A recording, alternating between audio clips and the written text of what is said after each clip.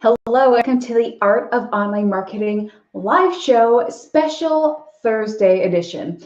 And the reason it's a special Thursday edition is because I had no power on Tuesday, which means I had no Wi-Fi, which meant no live stream. So today we're going to be talking about the fact that likes and followers do not necessarily equal success or revenue. My name is Denise Allison, and I help entrepreneurs gain the skills and confidence they need to consistently create social media content so they can attract their ideal customers.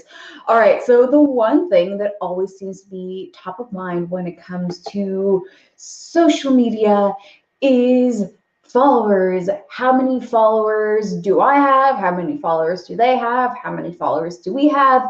And how can we get more followers?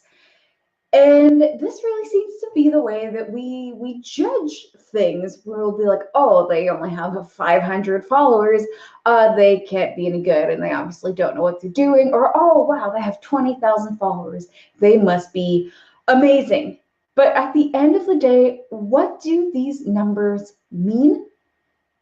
Not a whole lot in most cases. The number of followers you have or the likes that you have, they're really just vanity metrics. They don't tell you how many people see your posts, engage with your posts, buy from you, or even care about what you have to say. So really, I'm not going to say that followers matter 0% because they do matter somewhat. You need followers, you need people who have raised their hand and said, I want to see what you have to say. I want to hear what you have to say. I want to see your post, and I'm generally interested in you and your business. You do need that to a certain extent, but after you reach like more than 10 followers, or you probably want more than 100 or a few hundred followers, but once you reach that,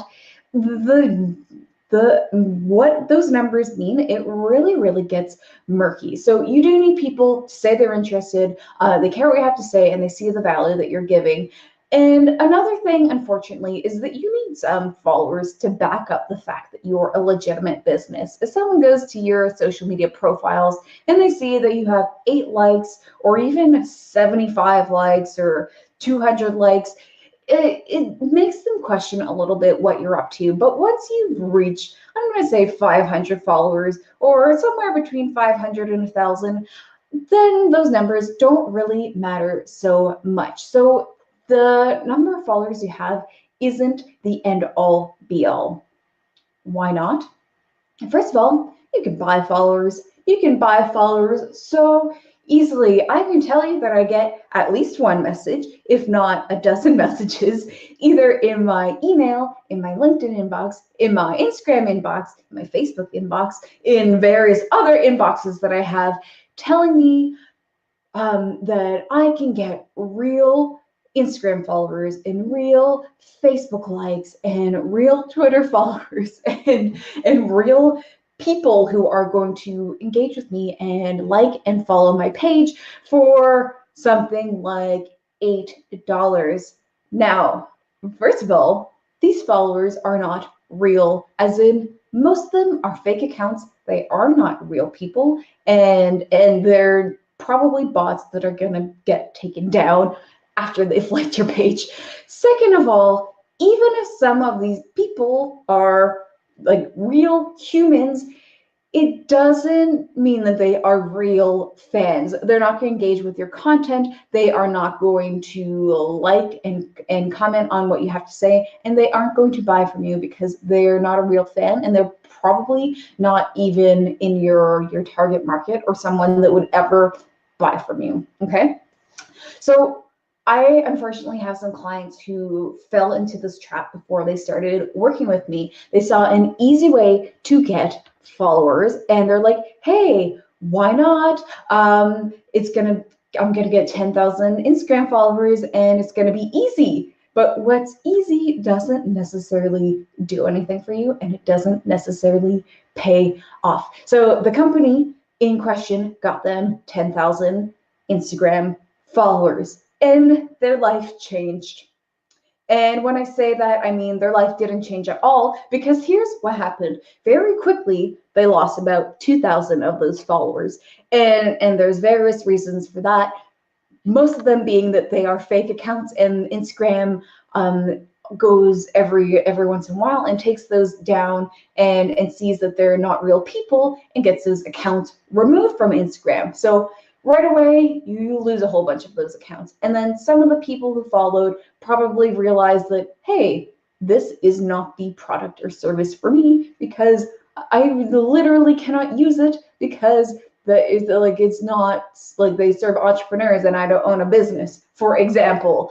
So there, right away, you lose a whole bunch of followers. The second thing, which is a little bit more important, is that the level of engagement really plummeted. So if you have 10,000 followers, you should have your percentage of engagement should stay the same. Therefore, you should have way more people liking and commenting on your content. But what happens when you either buy followers or have followers who really aren't interested in what you do? That engagement doesn't rise up with it. So you have the same engagement levels that you had when you had 1,000 followers. And so that in itself is pretty shitty. But the second horrible thing that happens is that when you post something and a very small percentage of your audience engages with what you post, whether they like it or comment on it on Instagram, or share and do other things on other platforms, it tells the algorithm that the people who have already indicated that they care about what you have to say don't care about what you have to say.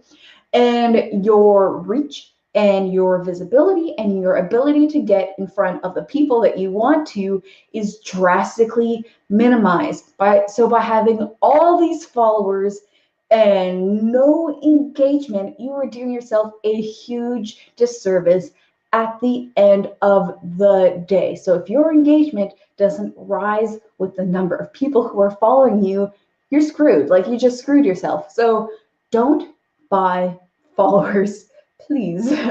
All right. And so if really you want to see how many legitimate followers you have, or that anyone else has, there's lots of things on the internet that let you go and put in your Instagram account or what have you, and it'll tell you, I mean, it's not 100% accurate, but it will tell you 79% of these followers are legit. And everyone has a bunch of fake followers, because you can't help it, because they go and they troll everyone and they follow everyone. And so there's always going to be some, but it shouldn't be most. Okay, so keep that in mind. Use a few accounts to really give yourself a starting point and a little bit of perspective for what would be normal and what wouldn't be. So if you have an account that has like 20% real followers, well, you know that something is going on there. So that's, yeah, so that's what happens when you buy followers or get a whole bunch of followers that are not legitimate and aren't real people or aren't real fans. So the next thing is, you can have followers or you can have customers. And I say this to be facetious because it's not that black and white, but let's pretend for a minute that it is. You can have followers or you can have customers. So when you are putting your entire focus into attracting more followers and getting more likes on your Facebook page, or getting more connections on LinkedIn, you aren't nurturing the followers and the connections that you already have. These are the people who have already raised their hand and said, I'm interested in what you have to say.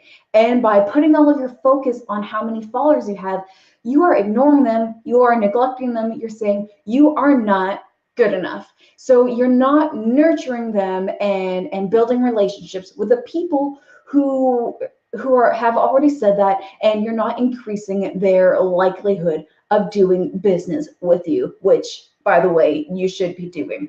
So for example, I knew a social media expert who was sharing that she got 10,000 followers on her Instagram. And then she, of course, turned around and said, I am going to offer this to you at a price. I'm going to offer this service to you of helping you get 10,000 Instagram followers. So it's like, okay, that's interesting. I'm always curious of what people are doing and looking how I can improve my own accounts and how I can help my clients do better. So I go and I check out her Instagram account, and it just like hurt me. Okay, the posts were all what I would call clickbait. So they're all junky posts with the purpose of making you comment something or like something or taking some kind of action that isn't going to build a relationship or get you any closer to doing business with that person. So it's only there to get people to engage and offer zero substance to the people who are following you. So there was nothing there demonstrating what value that she could offer you as a social media expert, other than the Facebook post saying, hey, pay me and I'll help you get 10,000 followers too. So this means that she wasn't focusing on serving the followers that she already had. Her entire focus was on getting new followers. And that means that all the people all those people that she serves and all the people that she like has paid for this service from her, they're not going to be able to convert their followers into customers or raving fans, because the entire focus is just on getting new customers and not on serving the customers you already have, not offering any substance, not building relationships, not letting them get to know who you are as a person or how you can help them with your expertise. So if anyone ever comes to you and offers you that they can help you get more followers or more likes, and they don't make any mention of relationship building, visibility, know, like, and trust, bringing your followers into raving fans, or bringing those people into becoming clients or customers, don't work with them. Just run away, because the followers aren't going to be real. Even if they are real people, they're not going to be real fans of yours, and is really going to hurt you at the end of the day. So I want you to think about it like this. If you think about when you were a child, because this is most likely when this would have happened. So think you're your kid, you go to your friend's house, and you think you're going to have fun with them all day, and you're going to play, and you're going to play tag and whatever ninjas, and you get there, and all of a sudden they start calling everyone else, and you're like, hey, do you want to come over and play with me? Do you want to come over and play tag? Do you want to come over and do this? And you're there waiting for the fun to begin because you're at your friend's house and you thought you were going to have fun, and they're there calling everyone else because apparently you're not good enough to play with them. So that is what it feels like when you have people who are following you on social media and you pay no attention to them, and all of your attention is going into getting other people to follow you. So that is really what it feels like. So put your focus on the people that you already have already shown an interest in what you're saying, what you're doing, and what you're offering. And don't worry so much about increasing that number, because it doesn't mean so much at the end of the day. And the third thing is raving fans. You only need a few. How many customers does your business actually need? Does it need 20,000 customers? Probably not. Does it need 10,000 customers? Probably not. Most of the clients that I work with, or all the clients I work with, really, they are offering services in the thousands of dollars or tens of thousands of dollars. And so they don't need that many customers. They literally probably cannot even handle that many customers. And for most people who are watching here, I know that you are in the same boat. You are serving others. You are most likely in B2B space, and your services cost enough money that you don't need 10,000 customers buying it. Do you need 5,000 customers? Still no. 1,000? I still think that's pretty high. There's this whole theory about the 1,000 true fans model. Kevin Kelly, I think that it was, who kind of coined that. But for most of you, 1,000 is still aiming pretty high. I know that in Seth Godin's newest book, This is Marketing, he makes mention of 100 true fans, 100 raving fans who buy every single thing that you have to offer. Now, let's just pick a number in between those two, between 1,000 and 100, and let's say that you want 500 true raving fans who are going to buy everything that you do because they love you so much, you've offered them so much value, and you're consistently building relationships with them. So that means that you're not out there looking to get anyone and everyone who is willing to follow your page. You want to attract the people who are going to buy from you and build a relationship with you, and that you can help them overcome their challenges at the end of the day. So you're not looking to get 100,000 followers so that you can get influencer deals with Aerie. You're looking to get those true raving fans who you can really help. They are your dream clients, and you can really make an impact in their life. And that number is not 10,000, it's not 5,000, it's probably not even 1,000 when you really look at it. So really focusing on the people that you already have, paying attention and nurturing them and building relationships with them, offering them value, and bringing them closer to you and helping them really overcome those challenges and working together with them. They are probably already there as long as you've been putting that work in. So really focus on creating that content to serve the people that you already have, and they're going to bring their friends along. If you create amazing content that really helps them out, they know other people and they are going to talk about it to their friends. So really focusing on getting raving fans, not on getting anyone out there on social media land to follow you, because those numbers at the end of the day don't really mean anything. All right, so recap. Followers and likes do not equal success or revenue because, one, you can buy followers and that really hurts you. Number two, you can have followers or you can have customers. And number three is raving fans. You only need a few. So like I've said many times during this live stream, is that you want to take the time to create value and build relationships with the people who are already following you, not being out there being like, hey, come here, we need more followers, because that makes us feel good, but really doesn't mean anything else. All right, so thank you so much for being with me here for another episode of the Art of Online Marketing live show. So sorry that we are 2 days late. So thank you for having patience with me and tuning in today on this special edition of We Have Power and Internet So We Can Go Live, as opposed to on Tuesday when there was no power, which for some people, they can hook up their Wi-Fi to a generator and it works. But one, I don't have a generator, and two, that still doesn't seem to work for me.